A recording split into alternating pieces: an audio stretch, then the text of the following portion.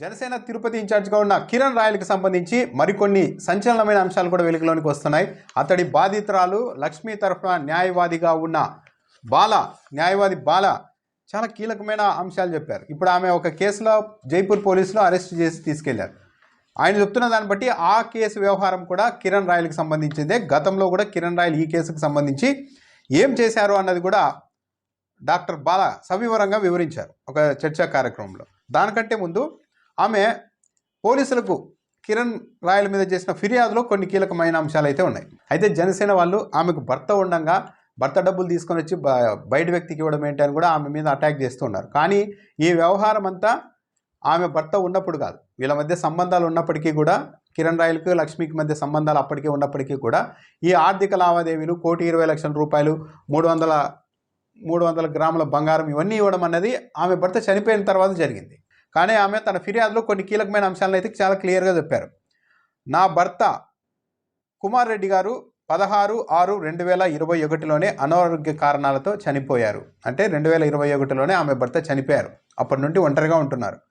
నా భర్త స్నేహితుడైన కిరణ్ కుమార్ అలియాస్ కిరణ్ రాయల్తో నాకు ఉన్న పరిచయము నా భర్త మరణంతో ఒంటరిగా ఏం మగతోడు లేక జీవిస్తున్న నన్ను తన మాయమాటలతో వశం చేసుకున్నారు. అంటే ఈమె భర్తకు స్నేహితుడుగా ఉన్న కిరణ్ రాయల్ ఆ తర్వాత అతను చనిపోగానే ఈమెను లోపరుచుకున్నారు అని ఆమె చెప్తూ ఉన్నారు.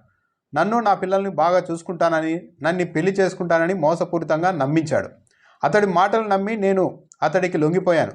సుమారు 9 సంవత్సరాల నుంచి కిరణ్ రాయల్ నన్ను శారీరకంగా ఆర్థికంగా వాడుకుంటున్నాడు. అంటే ఇక్కడ గమనించాల్సింది ఏంటంటే 21లో భర్త చనిపోతే 9 ఏళ్ల నుంచే వీళ్ళ మధ్య సంబంధాలు ఉన్నాయంటే భర్త ఉండగా కూడా ఇతడితో సంబంధాలు ఏం పెట్టుకున్నారనేది కూడా ఆమె ధృవీకరిస్తూ ఉన్నారు. దాంట్లో అనుమానం ఏం లేదు. శారీరకంగా ఆర్థికంగా వాడుకుంటున్నాడు. కానీ సదర్ కిరణ్ రాయల్ నన్ను పెళ్లి చేసుకోకపోగా మోసం చేసినాడు. నాకు ఆర్థిక సమస్యలు ఉన్నాయి, వాటిని తీరిస్తే నేను పెళ్లి చేసుకుంటాను, తర్వాత అందరికీ మనం విషయం చెబుదామని చెప్పి నమ్మించి మోసం చేశాడు. అప్పులు ఉన్నాయి, అప్పులు తీర్చిన తర్వాత మనం పెళ్లి చేసుకుందాం, అందరికీ చెబుదామని చెప్పారని. నా దగ్గర ఉన్న సుమారు 1,20,00,000 రూపాయలు 300 గ్రాముల బంగారు నగలు తీసుకున్నాడంట ఆమె దగ్గర నుండి. అడిగినప్పుడు ఏదో ఒక సాకు చెప్పేవాడు. త్వరలో నాకు పెద్ద పదవి వస్తుందని నన్ను మాయమాటలతో మోసపుచ్చి నాడు. ఇందుకు గాను 15 లక్షల రూపాయలు తిరిగి చెల్లించాడు. 1,20,00,000 300 గ్రాములు అంటే 30 తులాల బంగారం తీసుకొని అందులో 15 లక్షలు ఇచ్చాడంట. పెద్ద పదవి అంటే ఎమ్మెల్యే అవుతాను, జనసేన పార్టీ నుంచి తిరుపతి ఎమ్మెల్యే అవుతానని చెప్పారని బయట చెప్తున్నారు. కొంత నగదును బయట వ్యక్తుల నుంచి వడ్డీలకు తీసుకొచ్చాను. నాకు వారి నుంచి ఒత్తిడి ఎక్కువై డబ్బులు తిరిగి ఇవ్వాలని నేను సదర్ కిరణ్ రాయల్ను డిమాండ్ చేసినప్పుడు నాతో గొడవపడి నన్ను శారీరకంగా హింసించి తీవ్రంగా కొట్టి గాయపరిచినాడు. అసభ్య పదజాలంతో తిట్టాడు. నాకు పోలీసులు, పవన్ కళ్యాణ్, నాదెండ్ల మనోహర్ అండ ఉంది, ఎవరు ఏమీ చేయలేరు, నువ్వేం చేసుకుంటావని చెప్పి నన్ను బెదిరించాడు. నా వెనకల పోలీసులు, పవన్ కళ్యాణ్, నాదెండ్ల మనోహర్ కూడా ఉన్నారని చెప్పానంట. మరి అవును, నేను కొడతాను. పట్టణంలో నేను పేరు మోసిన పెద్ద రాజకీయ నాయకుడిని. నా వెనక పవన్ కళ్యాణ్, నాదెండ్ల మనోహర్ లాంటి పెద్దవాళ్ళు ఉన్నారు. నాతో పెట్టుకుంటే నువ్వే బజార్లో పడతావు, నన్ను ఎవరు ఏమీ చేయలేరు అని బెదిరించాడని చెప్పి ఆమె కంప్లైంట్లో చెప్పారు. అయితే జైపూర్ పోలీసులు వచ్చి తీసుకెళ్లారు. ఏ కేసులో చాలామంది చెక్ బౌన్స్ కేసు అని కూడా అనుకుంటున్నారు. ఫస్ట్లో అలాగే ప్రచారం జరిగింది. అయితే ఆమె తరఫున న్యాయవాదిగా ఉన్న బాల మాత్రం ఇది చెక్ బౌన్స్ కేసు కాదు అని చెప్పారు. ఇది ఒక సైబర్ క్రైమ్. గోపాల్ సింగ్, అరుణ్ కుమార్, అబ్దుల్ గని ఈ ముగ్గురు వ్యవహారం. వీళ్ళల్లో అరుణ్ కుమార్, అబ్దుల్ గని అనేవాళ్ళు కిరణ్ రాయల్ దగ్గర అనుచరులుగా ఉన్నారు, అతని మనుషులు అని డాక్టర్ బాల చెప్తున్నారు. వీళ్ళంతా క్రిప్టో కరెన్సీ గ్రూపులను ఏర్పాటు చేసి ఒక నేరానికి పాల్పడ్డారు. బెట్టింగ్లు కూడా ఆడే అలవాటు ఈ కిరణ్ రాయల్కి ఉందని తమకు సమాచారం అందిందని బాల చెప్తూ ఉన్నారు. కిరణ్ రాయల్కి ఎలాంటి ఆదాయం వనరులు లేవు. అమ్మాయిలను ఇలా మోసపుచ్చి డబ్బులు సంపాదించడము, బెదిరింపులు, గూండాగీతోనే ఎదిగాడని ఆ లాయర్ చెప్తూ ఉన్నారు. బెట్టింగ్లు అలవాటు ఉంది, క్రిప్టో కరెన్సీ గ్రూపులు ఉన్నారు. ఈయన నేరుగా ఈ క్రిప్టో కరెన్సీకి సంబంధించిన వ్యవహారాలనే మోసం చేశారు. అయితే ఈయన ఎక్కడా కూడా నేరుగా ఇన్వాల్వ్ కాలేదు. కిరణ్ రాయల్ ఎక్కడ ఈ వ్యవహారాల్లో నేరుగా ఇన్వాల్వ్ కాకుండా తన మనుషుల ద్వారా, అంటే ఇతను ఒక బినామీని పెట్టి వ్యవహారం అంతా నడిపాడు.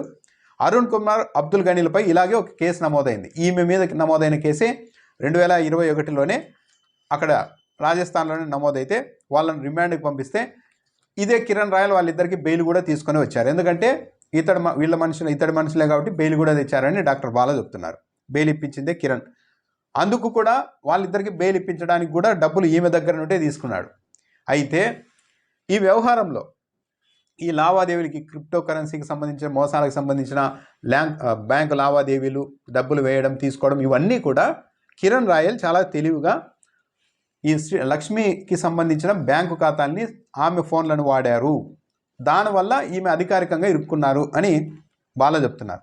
అసలు ఆమెకి క్రిప్టో కరెన్సీ అంటే ఏంటో తెలియదు, ఆన్లైన్ ట్రాన్సాక్షన్ చేయడం కూడా ఆమెకు తెలీదు. కానీ ఇతన్ని పూర్తిగా నమ్మేసి తన ఫోను, బ్యాంక్ అకౌంట్లు అన్నీ ఇవ్వడంతో ఈమె బ్యాంక్ అకౌంట్ల ద్వారా మొత్తం ఈ వ్యవహారం నడిపాడు. ఇదంతా వ్యవహారం, ఈ నేరం బయటపడడంగానే ఈమె బ్యాంకు ఖాతా ద్వారా జరిగింది కాబట్టి ఈమె ఇరుక్కున్నారు. 2021లోనే ఈ కేసు నమోదైంది. ఆ కేసు నమోదైనప్పుడు ఈమె తరఫున ఇదే కిరణ్ రాయల్ అప్పట్లో ముందస్తు బెయిల్ పిటిషన్ కూడా వేశారు. అది ముందస్తు బెయిల్ పిటిషన్ తిరస్కరణకు గురైంది. అప్పట్లో వీళ్ళ మధ్య సంబంధాలు బాగా ఉన్నాయి కాబట్టి ఆమె అరెస్ట్ అయితే ఇతడి వ్యవహారాలు కూడా ఇబ్బంది వస్తున్న ఉద్దేశంతో ఆమె తరఫున ఈ కేసులో ఇతడే అప్పట్లో ముందస్తు బెయిల్ పిటిషన్ కూడా వేశారు. కోర్టు తిరస్కరించింది. ఇక ఆ తర్వాత అక్కడ పోలీసులు కూడా పట్టించుకోలేదు, ఏళ్ళు గడుస్తూ వెళ్ళిపోయాయి. ఇప్పుడు హఠాత్తుగా జైపూర్ పోలీసులు వచ్చేసి తీసుకెళ్లారంటే చాలా పెద్ద వాళ్ళు ఇన్వాల్వ్ అయ్యి ప్రెజర్ తెచ్చారు అని ఆమె తరఫున న్యాయవాదిగా ఉన్న బాలా చెప్తూ ఉన్నారు. పైగా రాజస్థాన్ పోలీసులు ఇక్కడికి ఎలాంటి పాస్పోర్ట్ లేకుండా వచ్చారు. అంటే ఒక రాష్ట్రం పోలీసులు ఇంకో రాష్ట్రంలోనికి వెళ్ళి అక్కడ ఏదైనా ఒకరిని అరెస్ట్ చేయాలి అంటే ఆ రాష్ట్రంలోకి ఎంటర్ అయ్యేందుకు ఒక పాస్పోర్ట్ లాంటిది పోలీసు అధికారులు ఇస్తారు. కానీ నిన్న పోలీసులు పాస్పోర్ట్ కూడా లేకుండా వచ్చేశారు. మేము పాస్పోర్ట్ ఎక్కడుందని అడిగినప్పుడు అప్పటికప్పుడు ఈ జిల్లా ఎస్పీ, అక్కడ జైపూర్కి సంబంధించిన ఎస్పీ ఇద్దరు మాట్లాడుకొని అప్పటికప్పుడు అది పాస్పోర్ట్ను జారీ చేసినట్టు చూపించారు అని కూడా ఆయన చెప్తున్నారు. దాంతోపాటు పక్క రాష్ట్రం పోలీసులు ఇలా వచ్చినప్పుడు పాస్పోర్ట్ మీద ఆ పాస్పోర్ట్ను స్థానిక పోలీసులకు ఇచ్చి ఏ వ్యక్తి అయితే వాళ్ళు అరెస్ట్ చేయాలనుకుంటున్నారో వాళ్ళని స్థానిక పోలీసులు అరెస్ట్ చేసి ఇచ్చేలాగా చూడాలి వ్యవహారం. కానీ వీళ్ళు పాస్పోర్ట్ లేకుండానే వచ్చి పైగా జైపూర్ పోలీసులే ఆమెను పట్టుకొని బలవంతంగా లాక్కెళ్ళి మరీ కారులో వేసుకొని వెళ్ళిపోయారు. ఇది కూడా నిబంధనలకు విరుద్ధం. దీనిపైన కూడా జైపూర్ పోలీసులపై మేము ఫిర్యాదు కూడా చేయబోతున్నామని కూడా ఆమె తరఫున న్యాయవాది చెప్తూ ఉన్నారు. అంటే ఇది ప్రధానంగా దీంట్లో గుర్తించాల్సిన అంశం ఏంటంటే ఈ కేసు ఈమెకు సంబంధించింది కాదు. ఆమె నమ్మి ఆమె బ్యాంకు ఖాతాలు, సెల్ ఫోన్లు అన్నీ కిరణ్ రాయల్కి ఇస్తే కిరణ్ రాయల్ అనే వ్యక్తి అతని మనుషులు కలిసి ఈమె బ్యాంకు అకౌంట్ల ద్వారా ఈ సైబర్ క్రైమ్కి సంబంధించిన వ్యవహారాలు, క్రిప్టో కరెన్సీకి సంబంధించిన వ్యవహారాలు నడిపారు. డాక్యుమెంట్ల పరంగా ఆమె బ్యాంకు ఖాతాల్లోనే వ్యవహారం జరిగింది కాబట్టి ఇప్పుడు ఆమెను అరెస్ట్ చేశారు. కానీ ఆమెకు అసలు ఆ క్రిప్టో కరెన్సీ అంటే ఏంటో తెలియదు, ఆ లావాదేవీలు కూడా ఆమెకు తెలియదు. పూర్తిగా ఇతన్ని గుడ్డిగా నమ్మడం వల్ల ఇతడు ఆమెను ఇలా మోసం చేశాడు అని న్యాయవాది బాలా చెప్తున్నారు. మరి అయితే ఇప్పుడు ఆమెనైతే పోలీసులు తీసుకెళ్లారు. రేపు కోర్టులో హాజరుపరుస్తారు జైపూర్లో. మరి బెయిల్ వస్తుందా లేదా అన్నది చూడాలి.